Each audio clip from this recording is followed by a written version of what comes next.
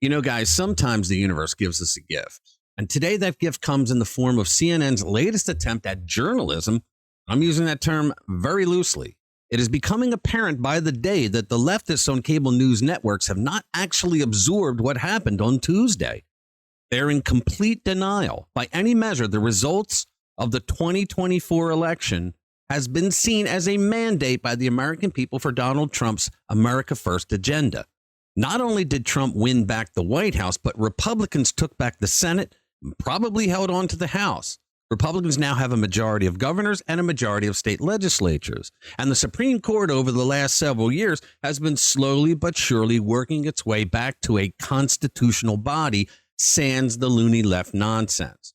Now, in this video, we're going to go over several instances where leftist panels on cable news networks are losing it and haven't learned from their mistake. And at the end, I'm going to show you one left-wing panelist who actually got it right, but they don't want to listen to him. Let's get into it. Hey guys, welcome back to the channel. Now, subscribe, hit that notification bell, and smack that like button because it does help us with the algorithm to get our message out to more people. And don't forget that every Friday night at 6 Eastern, we do a live stream where we read the week's most interesting stories. We tweak them with a bit of humor, a dash of sarcasm, and a whole lot of conservative common sense. Join us. All right, so let's jump in. CNN held what could only be described as a struggle session.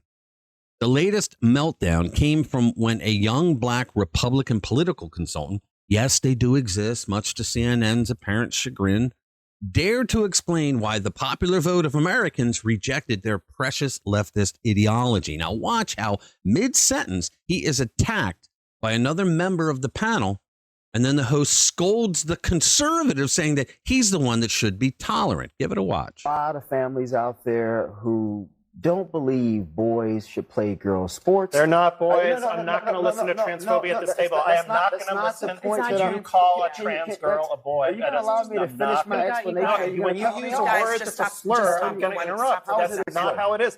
They're not boys. They're not boys. They're not playing girls' softball. I'm not going to sit there and listen to that. Let's reset for a second because, look, this is a really heated issue, right? And Sharmichael, I know you. I know that you understand that people have different views on this. I think out of respect for Jay, like, let's try to talk about this in a way that is respectful. Wait a minute.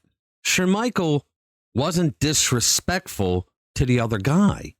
The other guy was disrespectful to Sharmichael. Okay, so let me rephrase this since I'm being targeted here. I don't think you're not, just to be clear, you are not being targeted. But I am, but it's okay. I'm specifically saying that I know that you are not intending to be transphobic. He should know that I'm not. But he wants to sit here and calling you transphobic. I'm saying you're using a phrase I want to give you an opportunity. So the way regular people interpret it, that's not regular people. That's not regular people. There's no consensus that these are actually boys. There is a large consensus, dude. Sorry, you're just wrong. Watch. This whole thing about trans girls is a canard. We're talking about a tiny, tiny sliver of the population. So if it's a tiny, tiny sliver of the population and a large section of the population is against it, then what's your argument here? And we're using that. My point in terms of its effectiveness. Just get to your point. My point in terms of its effectiveness. Regular people with children look at these things and they say, you know what? This is a bit too far. I do not agree with this. I don't like this. I think Democrats are going way too much to the left on social issues. They're uncomfortable with it. A lot of people believe that. A lot of families believe that. Yep. You may disagree with that reality, but that's why Republicans kept running those ads over and over and over again, because they saw the metrics suggested that they were working. In those ads over and over again, and using rhetoric like you just used, saying this is boys playing girls sports. First of all, we're talking about 5 people in the entire country. We're talking about trans girls being allowed to play with the people who are in their gender. People who are in their gender. Look, the guy who argued with him that he can't call transgender women biological males is named Jay Michelson. Believe it or not, he's a rabbi and author of God versus Gay, the Religious Case for Equality. He was allowed to interrupt Sharmichael's spot with an offensive attack meant to silence him. That's what they do. They want to silence you. Can't let your version of reality come out. When the conservative didn't back down, we watched the biased CNN host scold him to be more tolerant of the viewpoints of the guy who was intolerant to his viewpoints. I mean, it's apparent that the leftists on the panel, that they don't want to hear anything that is contrary to their own opinion. They just want to be in a woke supremacy bubble where they bounce ideas off each other all day long without any contrary viewpoints being allowed into the conversation. The takeaway is that the CNN host was arrogant and condescending to the Republican consultant who was spot on describing why the American people voted the way they did in the 2024 election. All right, so the next one, we have another CNN struggle session where conservative panelist Scott Jennings argues why the country voted the way they did for Trump. And the leftists on the panel don't want to admit that what he's saying is absolutely right. Because for some reason, the leftists, they have to make up excuses for why they lost whenever they lose an election. They can't do any self-introspection and see what went wrong. But in a minute, I'm going to show you a left-wing panelist who did some self-introspection of their party and himself, who did point out where his side of the aisle was wrong.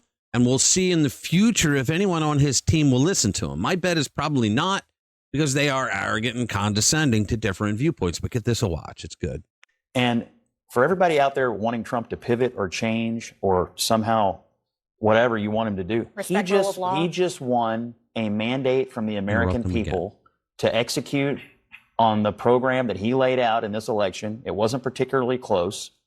And I think he ought to put people in place who are going to do it. That's what the people are asking for. Who will go after his enemies? I mean, that's not what he ran on. Yes, it did. No, It is explicitly what he ran on. That's not what he ran on. Look at what he said in the past week. He literally said that he was going to exact vengeance. You still don't understand how you lost.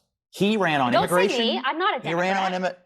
He ran on immigration. I'm a journalist. He ran on inflation. I'm not here paid to represent one of the many things he ran on in You know how arrogant they are? The issues that people care about. He ran on the economy. He ran nobody's on saying that he didn't run They won't even let him get his point out on those things, but he also ran on vengeance. Yes. He did also run on going after the people who went after him. That was not in his platform. Sorry. If he makes a statement like that, that doesn't mean it's in his platform. And journalists. It was a key feature of all of his Yes. Scott, he literally said, I am your retribution, the Biden crime family.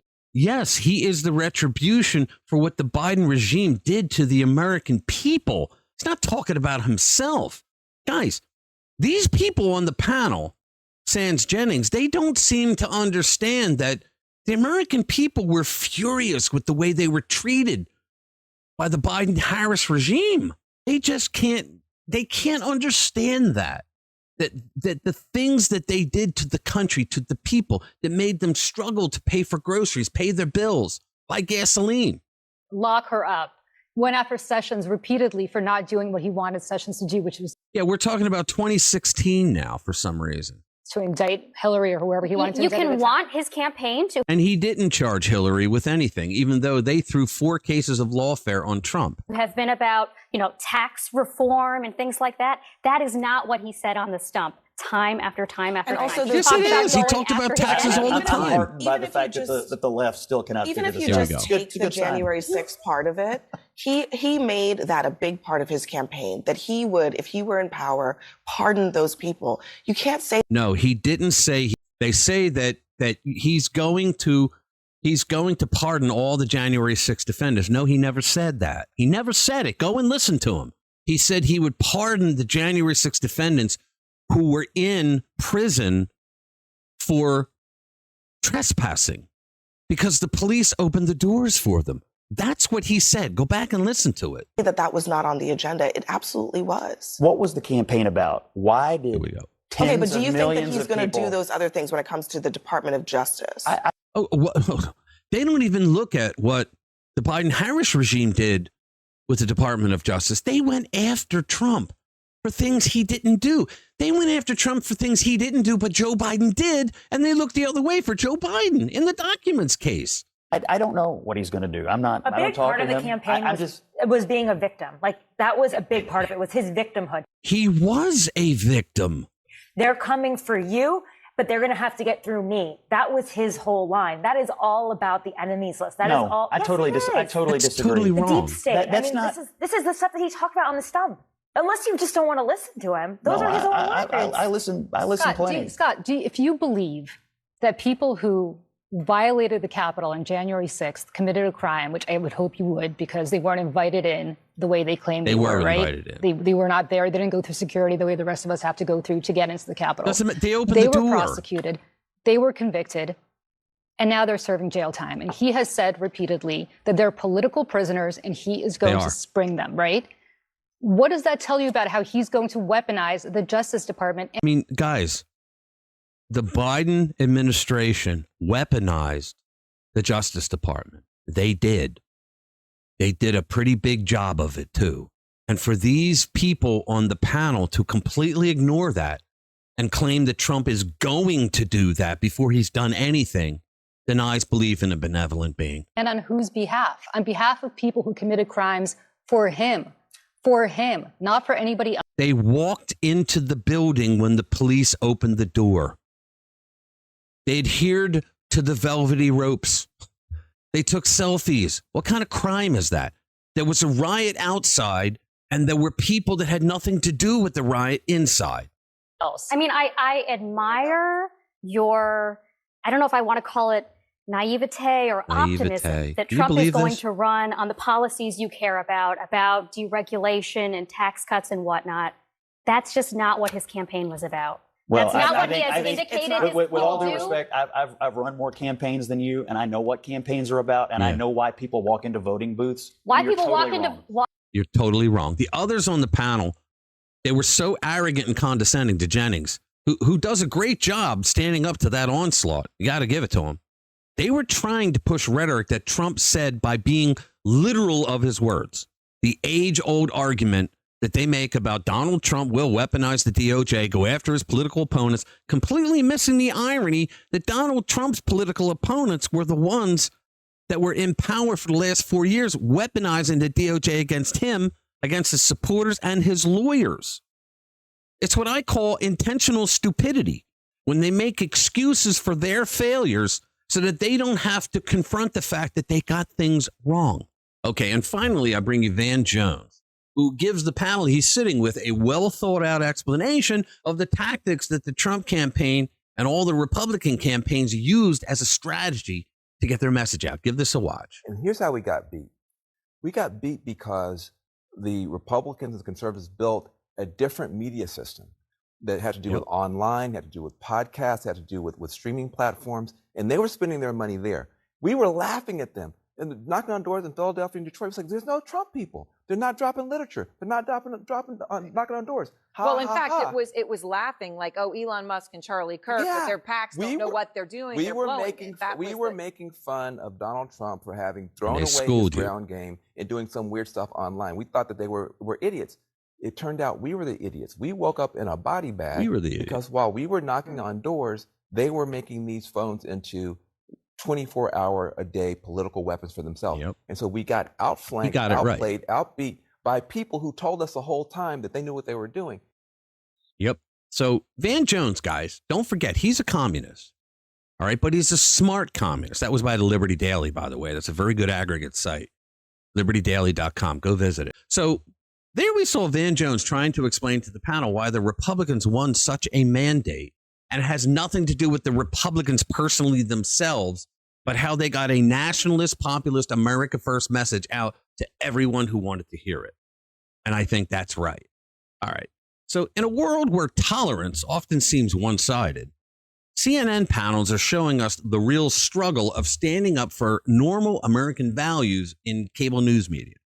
As we saw, truth often gets overshadowed by bias, but it doesn't have to stay that way, guys. If you value genuine conversations and challenging the status quo, then join us in spreading this message.